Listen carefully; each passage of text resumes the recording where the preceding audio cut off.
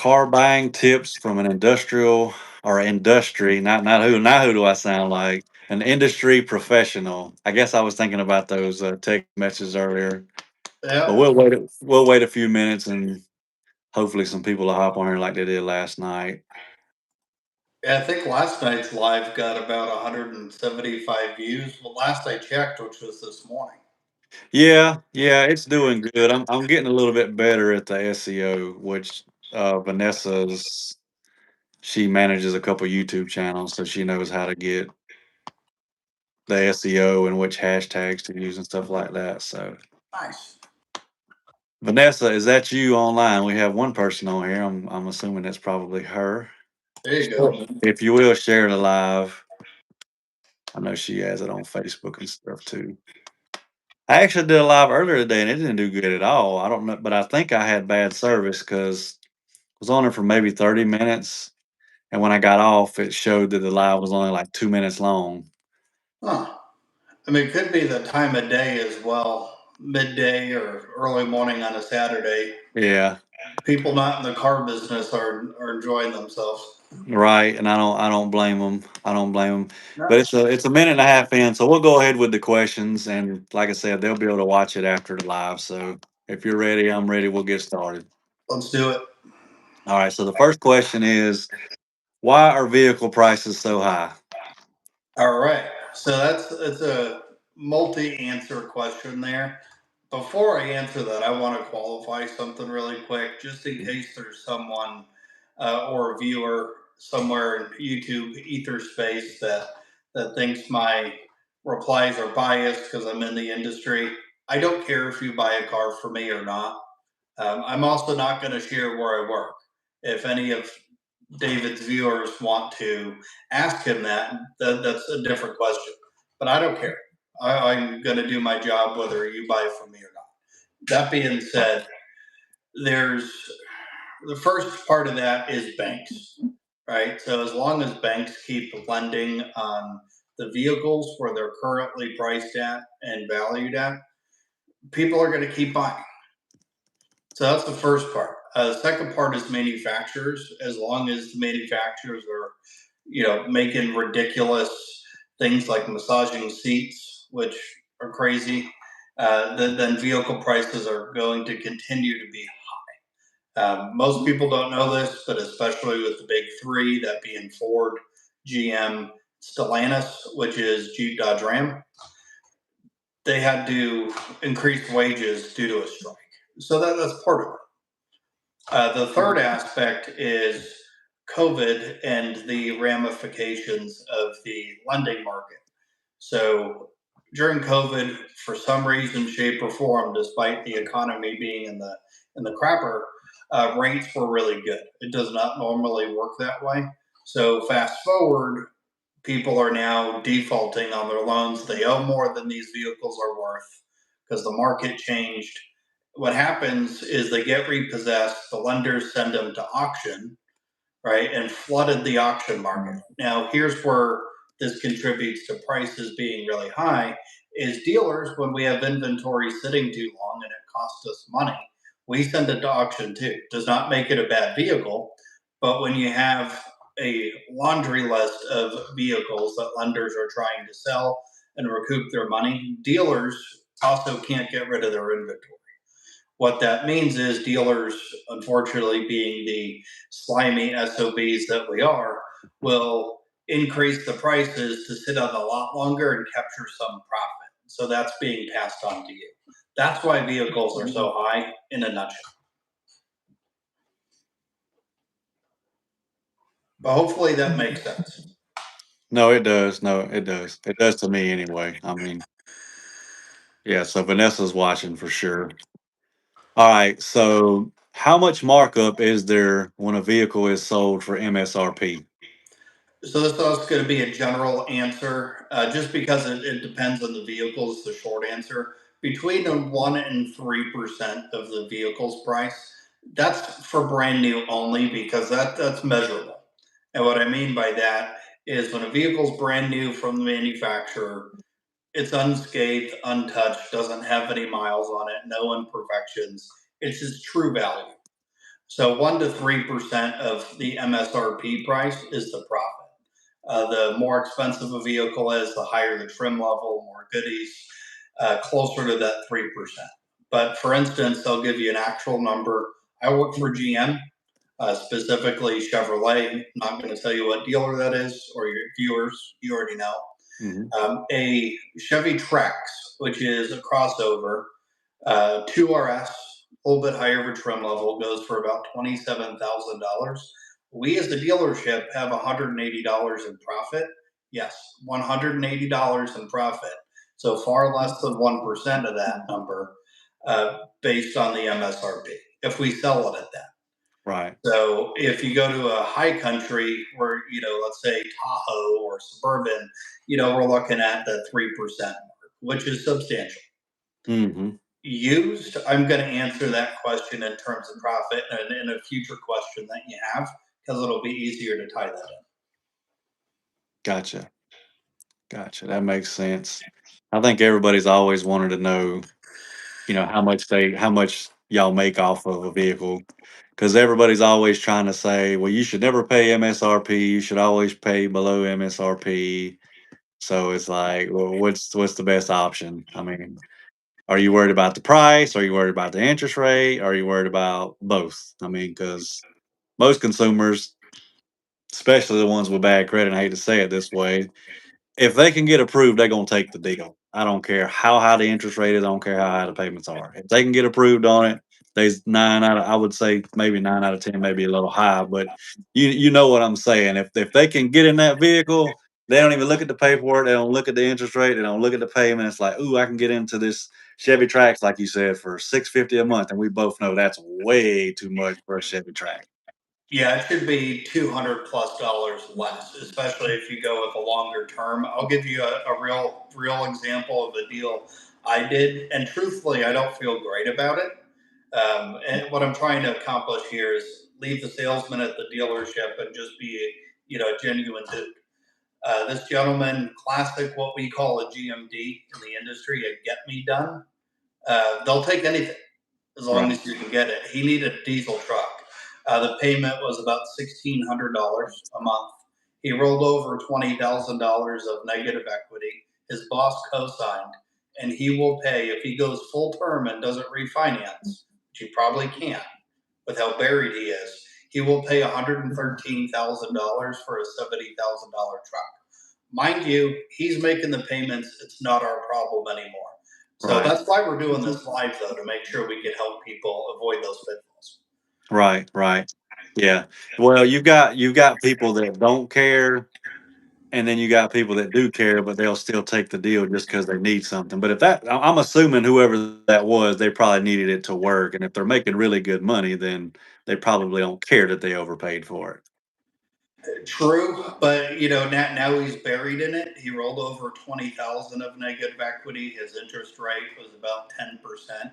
So when you look at that, he now owes probably about 40 to $45,000 more than the vehicle's worth. Because when you roll over negative equity, you're increasing the loan amount on the vehicle you're buying.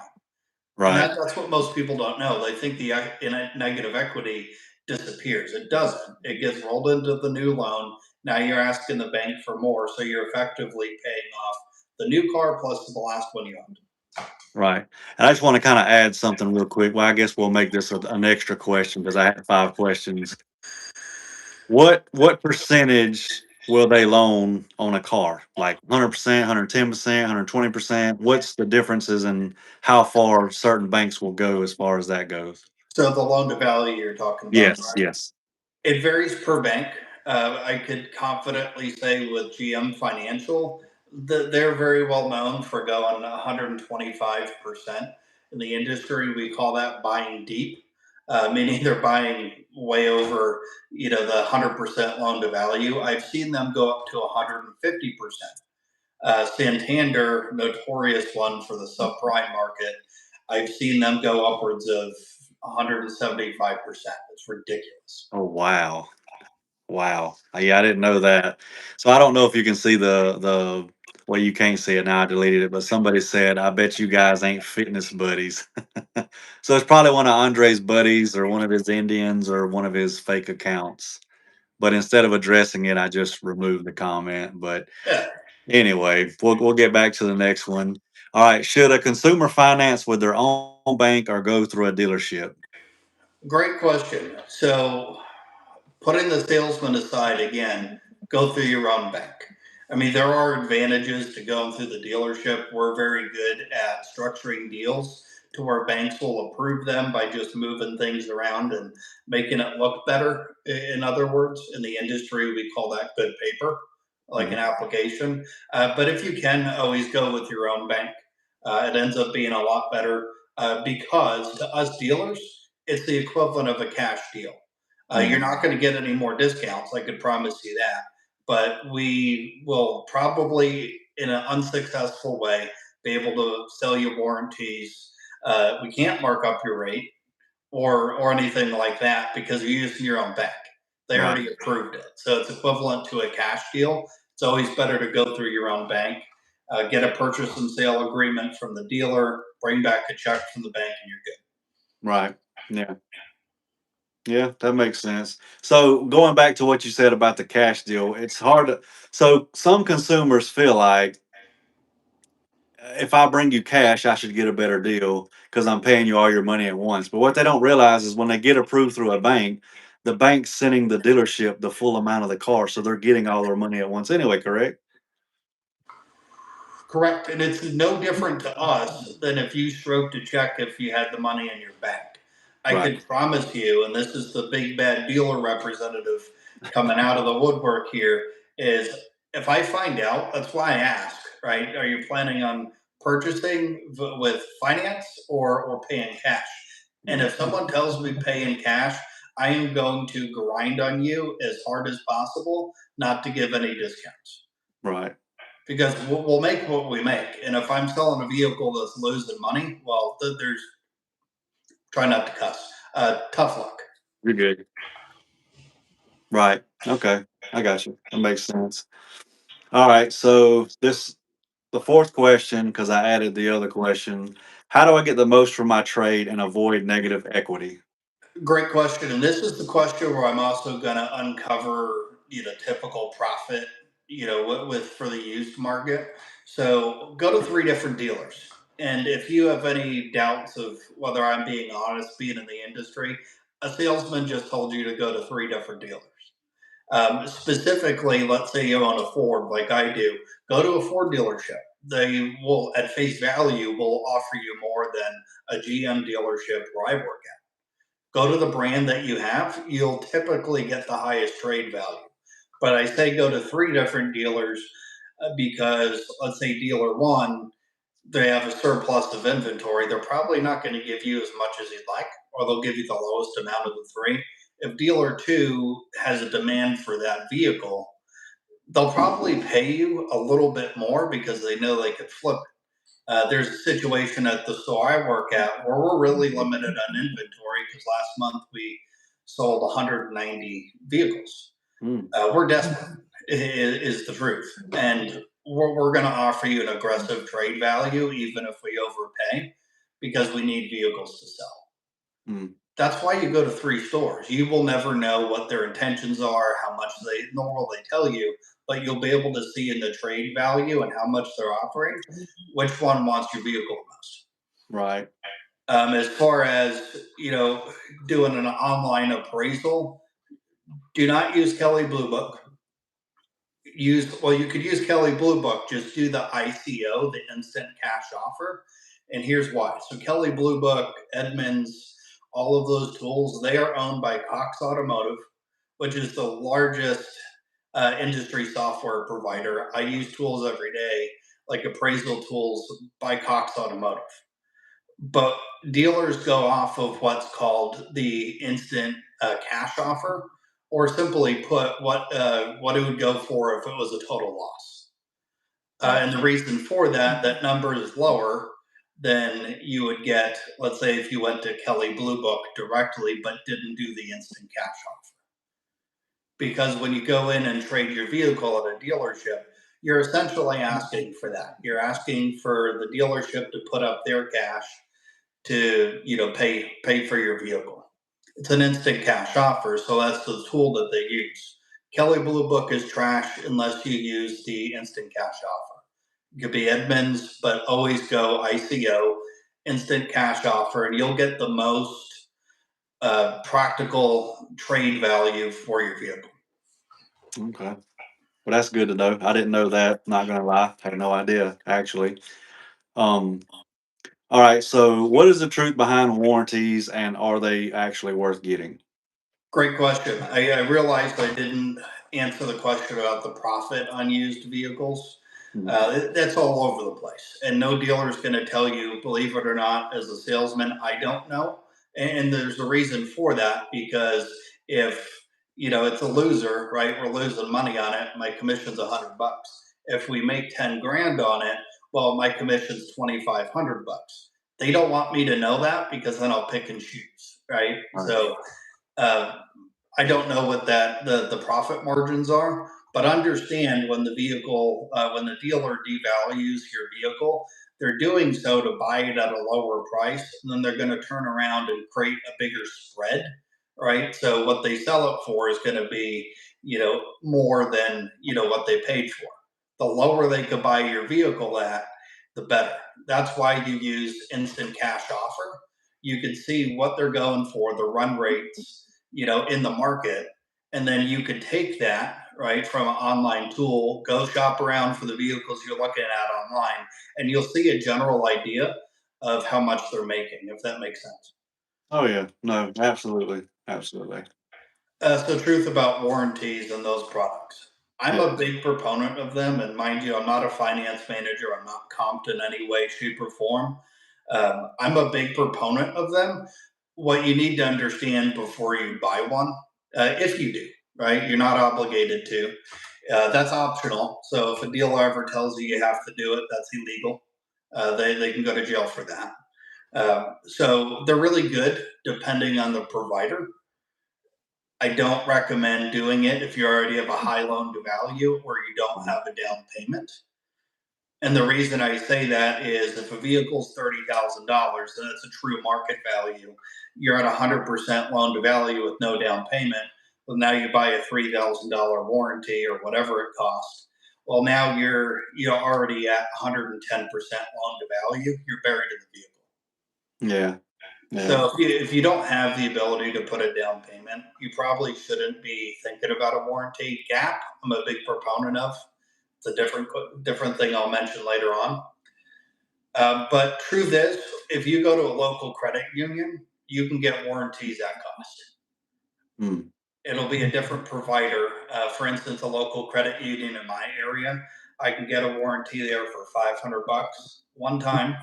It's not going to cost me $10 over 75-month term. Right. You Yeah. know what I mean? Yeah. So go to a credit union and they have warranties out there that are 500 bucks and you're good, not 3 grand. Right.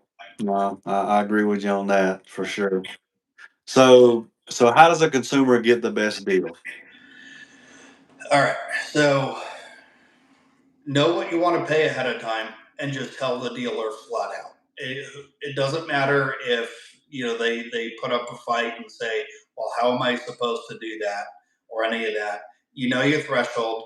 Tell the dealer, within reason, if you get me to this number, this rate, again, realistically, I'll buy the car today, right? And it could be lower than their offering price. I Mhm. mean, there's a difference between a couple $100 and then $10,000. If you Right. think that every dealer makes $10,000 off of every vehicle, I'd be making a lot more money than I do right now. Mhm. Truthfully, they don't. Right? Just be reasonable, do your research, visit multiple dealerships, and just make an offer. Say, hey, I will take this car today if you get to X price, X rate, X term. And hopefully that's based off of research that puts you in a better buying position where you're not going to be over leveraged on the vehicle. Hopefully that makes sense to you. No, no, that makes perfect sense. So also, I wanted to add a question, but before I do, if anybody on here has any questions for Eddie, leave them in the live chat. He'll be more than happy to answer any questions y'all have about purchasing a vehicle. So, and I think I've asked you this question before, but why do dealerships try so hard to get you to come into the dealership when you would prefer to do things through like text message or email before you ever go to the dealership to make sure that they can even get you a deal? Sure. So it's to control the outcome, right? Because if you're in there, I'm seeing you face to face. They will tell you all this hoopla about, well, it's for compliance reasons, and we got to see you. I've done so many remote deals. I just need a picture of you holding a selfie of you holding your driver's license, so I know it's you. Then I'll get everything done, and you can come in. But it's so they can control the situation, Hmm. right? They can get a manager involved if you're starting to want to walk, so they can control you. In other words, Right.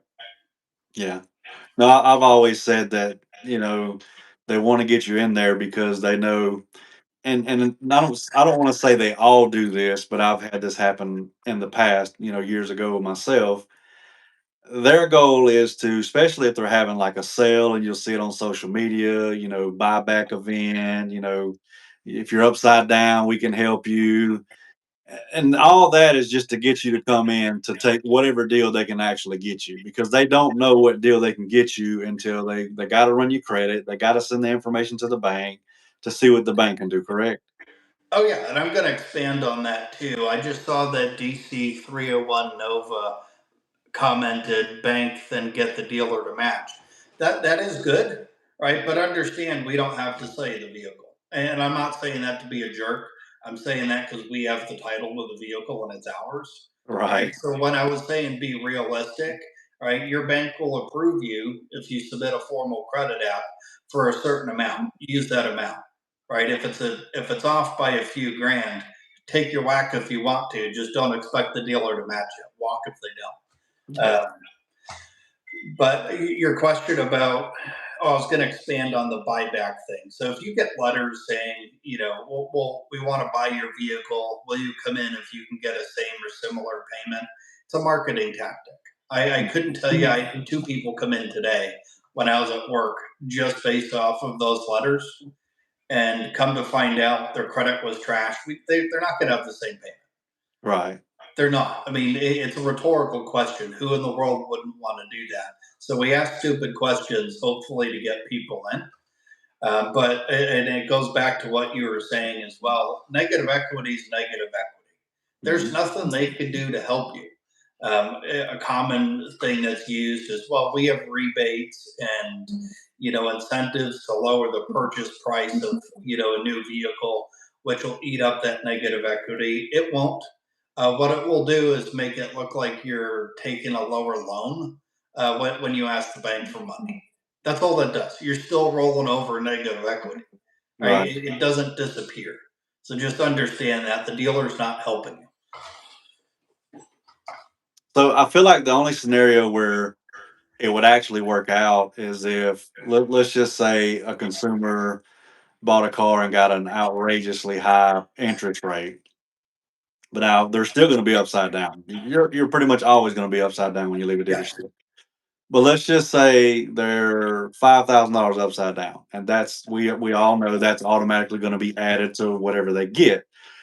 Now, if they can go from a 16 or 17% interest rate to a 4 or 5% interest rate, then it may make sense. What I mean is maybe they had bad credit when they got the car. A couple of years down the road, they fixed their credit, their score's better, the report looks better, they're able to get a better interest rate. It would kind of make sense then, right? Yeah, and expanding on that as well or just refinance your loan. If you don't hate the vehicle and you don't mind staying in it, just refinance it and put cash down in the process, because Mhm. not only you'll refinance a lower amount, you'll end up having a better payment, and it's the equivalent to a down payment, which I'm going to get into in a minute of why they're good, and it's not a dealer thing, believe it or not. Uh, Right. but a lease is a great option if you have negative equity. The reason I say that is the lease comes to an end a lot sooner. It could be 2 years, 3 years, 4 years, whatever that ends up shaking out to be. When you bring that vehicle back, the negative equity is gone. Mm-hmm. Right? Your payment will be higher. Make no mistake about that. It absolutely will be higher. Mm-hmm. However, at the end of a lease, you have to bring back the vehicle. Right. Therefore, the negative equity is gone. The term is called residualized. It becomes part of the lease's value. And when you bring that lease back, make all your on time payments, it's gone. You Mm-hmm. are done with the negative equity rather than financing it, rolling it over. Right. And also, when you lease a vehicle, you have the option to bring it back, walk away, bring it back, lease another one, or you have the option to buy that vehicle for the remaining balance of what the car is worth. Or how does that work? That's correct. So it's called a lease buyout is the term. So if the end of the lease comes and you return the vehicle, the term is called a lease buyout. Right. So now you're going to go ahead and finance that vehicle formally for until it's paid off. But the nice thing, if a lease works for you, is it'll give you flexibility to get into something new. On top of that, they are limited on miles. So if you drive, 30,000 miles a year, or you're a mom with kids and you drive 25,000, do not go over the miles on that lease. This brings me into another important thing. Let's say I dealt with this and I told you and a mutual friend the other day. Gentleman leased an EV, it was a Equinox EV earlier this year, 10,000 miles a year for 4 years, so 40,000 miles total. He put 39,000 miles on it this year alone. By the time he returns it in, it'll have 70,000 miles on it. What the over mileage fee at 25 cents a mile is easily going to be, $10,500. And then you have what's called a disposition fee. That's where the dealer goes to the vehicle with a fine tooth comb, right? Maybe it's dirty, needs some things done to it to be frontline ready. That the fee they charge you is the work that they need to do. So on top of that, he's probably going to end up paying $12,500 just to get out of his lease. Wow. That's what happens when you go that far over. So maybe leasing's not for you. Right. Yeah. No, it's definitely not for people that drive a lot, unless because people ask me this all the time. I fix their credit and they're going to go lease something, and I say leasing's fine if you put a lot of miles on it, as long as you plan on buying it when the lease is over. Because as Correct. long as you're planning on buying it when the lease is over, they can't charge you those additional mile fees, right? That's correct. Yes, they can't. I mean, they won't. Right? Right. There's no point because now it's a new car deal to them. Hmm. So that's correct. Okay. All right. I thought so. Okay. So I guess the last thing we can talk about is the down payment. But before I let you talk about it, for me, what makes sense about a down payment, especially if you can afford to put like something crazy like 5 or 10,000 down, what a lot of consumers don't understand is now you're not so upside down in a vehicle. If you want to trade it later on down the road, you're not going to have to worry about so much negative equity being switched over to whatever you end up buying or trading in for. That's absolutely correct. And then also, when you're asking about a vehicle's value, how to get the most for it, I mean, it starts there, right? So I run into this daily, where almost daily, where someone comes in, they have some negative equity and they want us to pay off their loan. Hmm. And I understand that. It's a scary spot to be in. But what if they have $5,000 of negative equity, and just for simplicity's sake only, they put $5,000 down? Hypothetically, they break even, so they don't have any equity in the vehicle, Hmm. but they're not rolling over any inequity. Right. Much better spot to be in. The down payments are huge.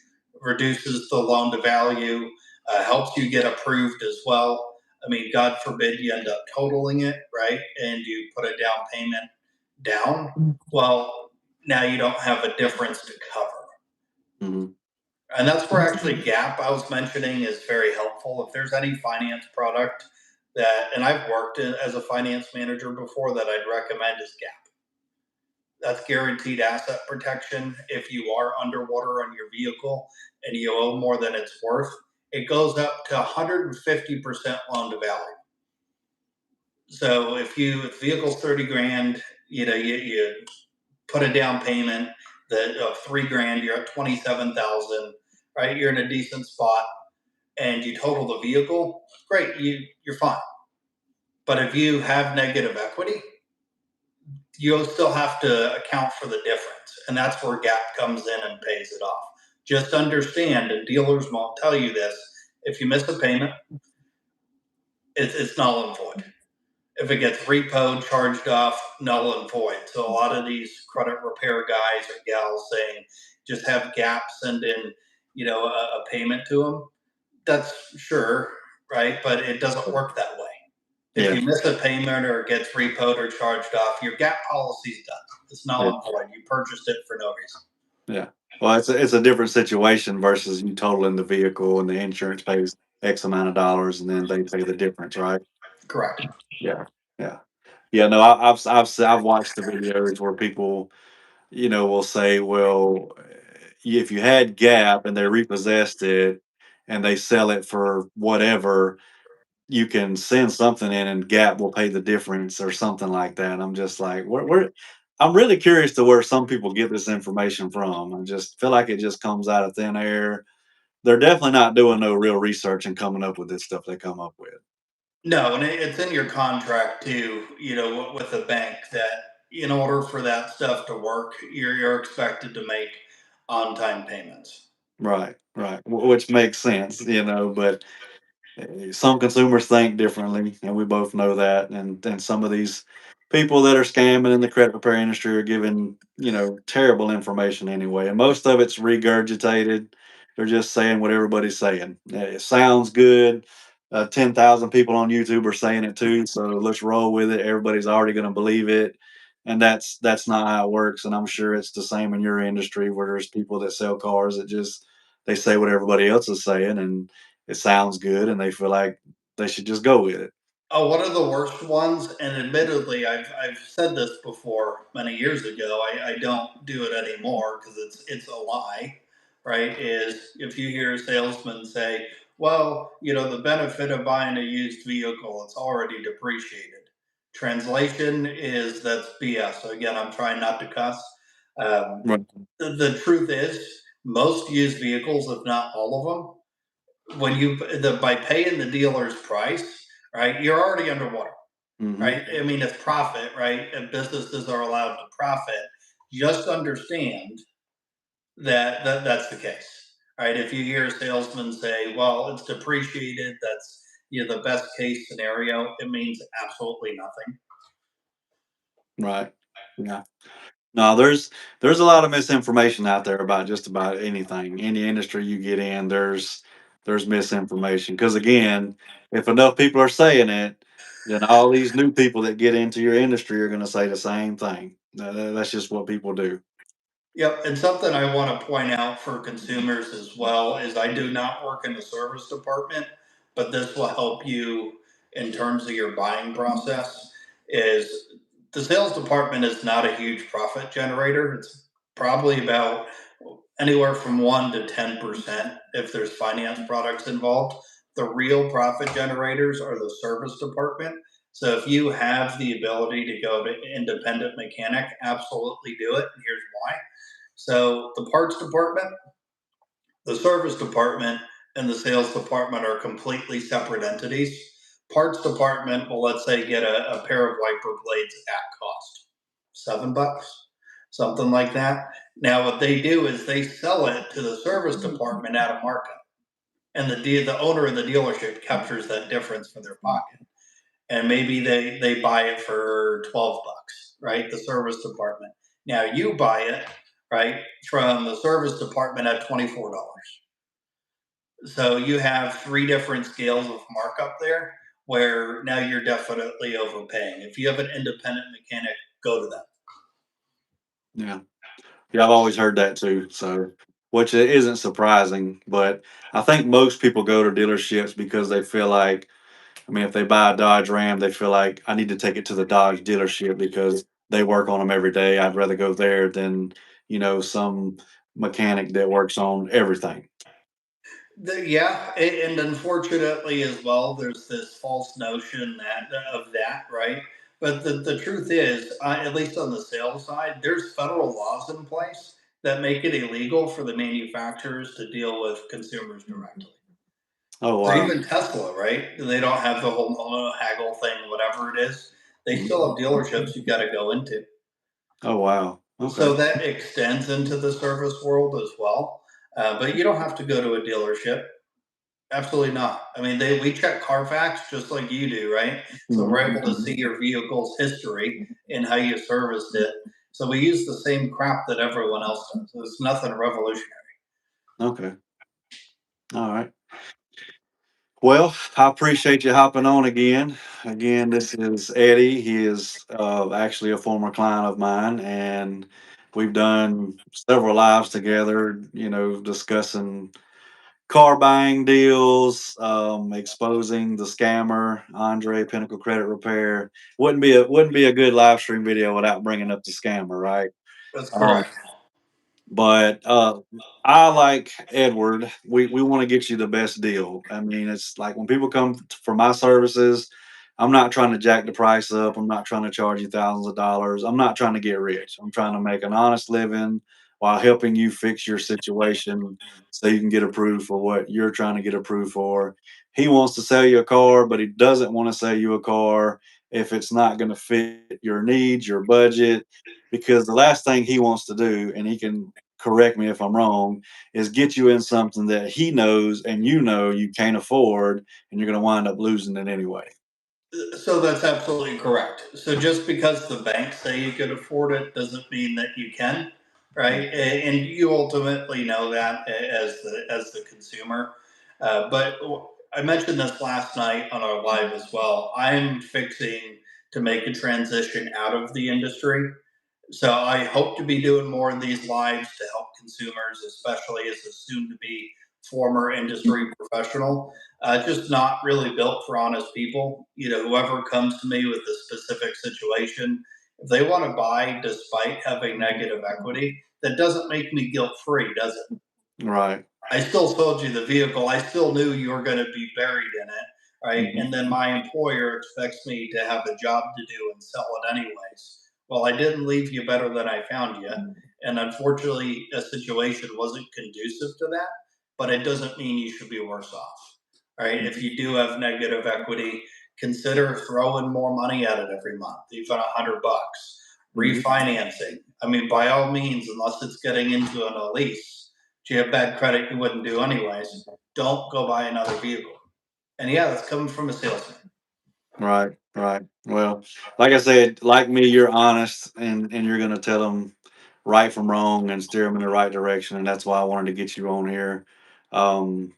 Jason's in the industry too, but the chances of me ever getting him to have the time to do a live would be just about slim to none. But maybe I can get him on one day, or maybe I can get you both on one day. I don't know if you can have more than two people on at one time or not. I'm not sure, but yeah, I appreciate you hopping on here, and I am gonna hop off of here because, as always, especially on the weekends, we have so much going on, and I've actually got a little bit of work that I've got to do before we go back out of town. But if y'all do have any questions, just leave them in the live, or not the live chat. Leave them in the comments after the video uploads to YouTube.